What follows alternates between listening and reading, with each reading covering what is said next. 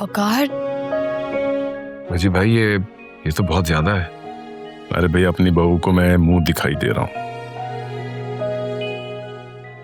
आप दवाई दे देते यही मेरे लिए बहुत है। वजी भाई इस तकल्लुफ की क्या जरूरत थी? आप वकार तुम बिल्कुल चुप रहो, खबरदार अगर मेरे और रोशनी के मामले में बोले तो।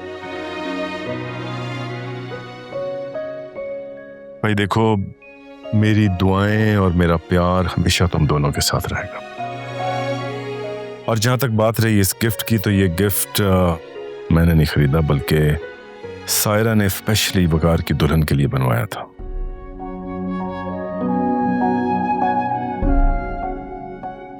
मैं तो बस तुम्हारी इमानत तुम्हें लौटा रहा हूं, और अगर तुम लेने से इनकार करोगी तो सायरा बहुत हर्ट होगी।